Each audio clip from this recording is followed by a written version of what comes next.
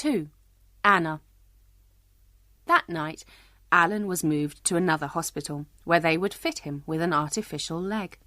Jane went with him and slept in a visitor's room there. In the morning, she bought a newspaper. She was right about the police. "They've got them, Dad," she said. "Read this." Police yesterday arrested 2 Irishmen who they think put a bomb in the Queen's coach last week. The police said last week the coach went to a factory in South London to have new wheels fitted, and we believe the bomb was placed in the coach there. The 2 Irishmen worked at this factory, and 2 days before the bombing they went on holiday to Ireland. We think the bomb had a clock in it which was meant to explode at 11 o'clock outside Parliament. Luckily for the Queen, the bomb exploded after she had left the coach. Alan Cole put the newspaper down slowly. He looked pleased. "Thank God for that," he said. "But why did they want the bomb to explode outside Parliament?" Jane asked. "The Queen was in the coach for 20 minutes. Why not blow the coach up earlier?" "I don't know. Perhaps they wanted good pictures on TV," Alan said. "It was lucky for the Queen, but not lucky for me or for the poor people who were killed." "No." Jane put her hand on her father's and remembered those minutes outside Parliament. The American man using his video camera, and the woman with red-brown hair shaking her camera angrily. Then she shut her eyes and saw the smoke and the horse screaming and the blood and bodies everywhere. What kind of people could do that? "I suppose the terrorists watched it on TV," she said. "They were in Ireland when the bomb exploded." "I expect they did," Alan said. "I expect they were laughing as people died. But I'm pleased the police have caught them. Now perhaps they'll leave me alone." "Who? The police? Dad, what do you mean?" Alan sighed. "Well, yesterday they came to ask me about the night before the bombing. I went back to the Mews at about 10 o'clock that night. You know, to look at a horse with a bad leg. I often do that. They asked if I saw anything strange or looked at the coach." "And what did you tell them?" Alan looked angry. "What do you think, Janey? Of course I saw nothing strange. I was looking at the horse, not the coach, and we were only there half an hour." "We? Dad?" Jane asked. "Was someone with you?" Alan hesitated. "Well, yes, a lady friend of mine. Anna. You haven't met her, Janey, but I've told her about you. She's nice, you'll like her. She sometimes comes to see the horses with me." Jane felt embarrassed. After her mother had died 4 years ago, Jane had lived at home with her father. Once he had brought a woman home to the house, but Jane had had a terrible argument with her, and the woman had left. There had been no other women until Jane left home to go to university. Now... Well, her father was an adult. Of course he could have women friends. But Jane hated it. She had loved her mother too much, and she loved her father too. "What kind of woman is she?" she asked angrily. "He's my father," she thought. "I don't want another woman taking him away from me." Tall, pretty, red-brown hair. She likes horses and films.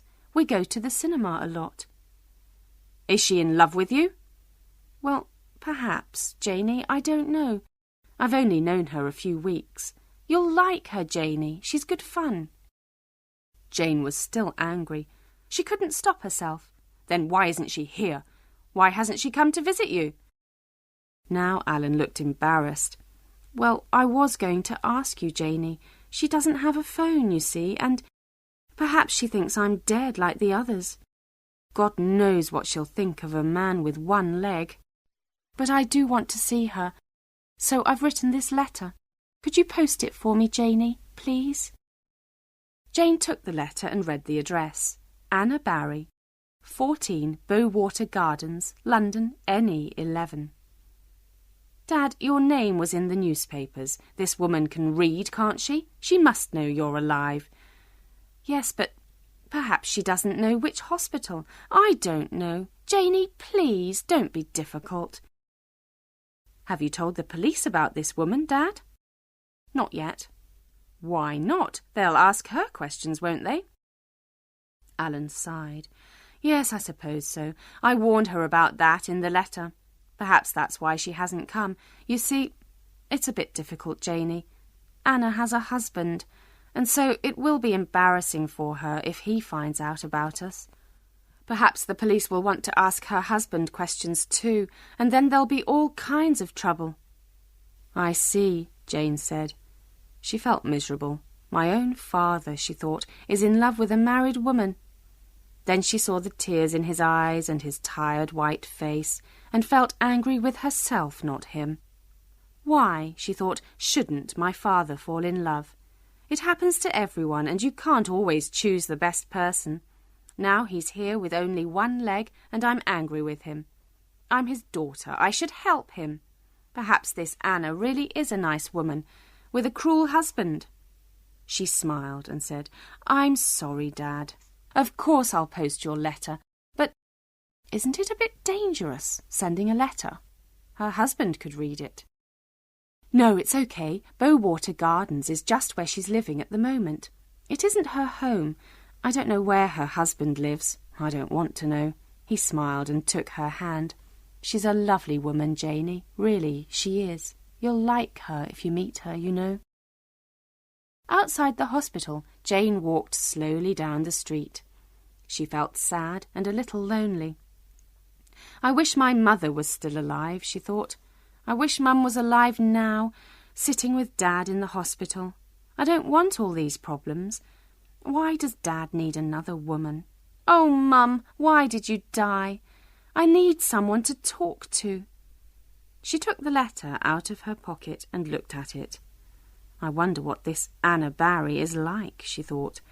Perhaps she is nice, like Dad says. Perhaps I could talk to her. Perhaps she really does love Dad. Perhaps she can help me look after him. But why hasn't she come to see him? She looked at the address again. 14 Bowater Gardens, London, NE 11. That wasn't far from her own student flat. Why not take the letter myself, she thought. Then, if this Anna opens the door, I can talk to her myself. If I meet her, at least I'll find out what she's like. Jane put the letter in her bag and walked quickly to the underground station. Am I full of anger, she wondered, or hope? 14 Bowater Gardens was an old house in a quiet street in North London. Jane took the letter out of her bag and rang the bell. Nothing happened. Damn, she thought. She rang again. Still no answer. She tried the door, but it was locked. So she put the letter through the letterbox and turned away. Then she stopped. I've come all this way to meet this woman, Jane thought, and I want to know what she's like. She's important to my father, so she's important to me. I'll wait. As she stood there, a woman came out of the next-door house. She had grey hair and the kind of face that enjoys watching the neighbours and talking about them. They've gone. There's no use waiting, the woman said. I saw you ring the bell, so I came to tell you. Are you sure? Jane said. I was looking for Anna. The girl with red hair? That's right. She did live here, but she moved out with her boyfriend 2 days ago. It was the morning of that terrible bomb. That's why I remember it. The house is empty now. I had a look through the windows and they've taken everything. Boyfriend? So Anna had another lover, Jane thought, not just Dad. My poor, poor father. Did you know 'em well? The woman asked. No, not really, Jane said. I just wanted to... They were only here about 3 months, the woman went on. They weren't very friendly, never said good morning or anything like that. They were Irish, I think. Well, he was. There's a lot of Irish around here. Jane began to move away from the door, and the woman added helpfully, Perhaps your friend will write to you. Yes, perhaps. Jane smiled at her and walked sadly down the street. So that was the kind of woman Anna was. She probably never loved my father at all, Jane thought. How am I going to tell him? Poor Dad. Perhaps I'll just say that I posted the letter and not tell him that I came to the house and found out about her. But Jane wasn't very good at lying, and she didn't want to look at her father's sad eyes and tired white face. Let him hope for a few more hours, she thought. I'll go home now and tell him something tomorrow. She hadn't been back to her flat since the bombing. She loved having her own home. It was only one big bedroom, really, with a small bathroom and a kitchen, but it was her own place. She could do what she liked there. She shut the door, then took off her coat and threw it on the bed. Then she heard the bathroom door slowly open behind her. She jumped round, her heart beating fast with fear, and saw a woman standing in the doorway. "Who the hell are you?" she screamed. A thief, she thought. Jane had learned judo from her father. She knew what to do. She grabbed the woman's arm and threw her towards the bed, but as the woman fell, she grabbed Jane's hair, pulling it forwards to stop herself from falling. Jane screamed and pushed a hand into the woman's face, harder and harder, until her hair was free. Then she hit the woman in the face, and the woman fell to the floor. Jane stepped back, looked at her, and saw a man coming out of the kitchen. He had cold grey eyes and a thin, hard smile, and worst of all, he had a gun in his hand. He said, "Don't." Jane stood still, shaking. "Don't what?" "Move or talk. Don't do anything." The little black hole in the end of the gun watched her like a cold eye. The woman got up off the floor, pulled Jane onto a chair, and tied her hands behind her. Then Jane remembered that there were people in the other flats and opened her mouth to scream. The man hit her in the face. "Don't even think about it," he said.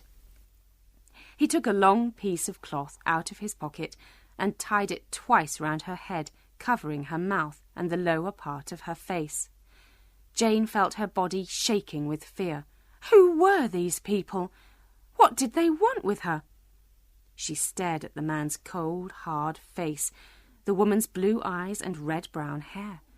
She thought she had seen the woman before, but where? The woman tied Jane's legs to the chair. The little black eye of the gun was only a few centimetres from her face. The man watched her and smiled. "Just sit still and be sensible, little girl," he said. "Then perhaps you'll live a few hours longer."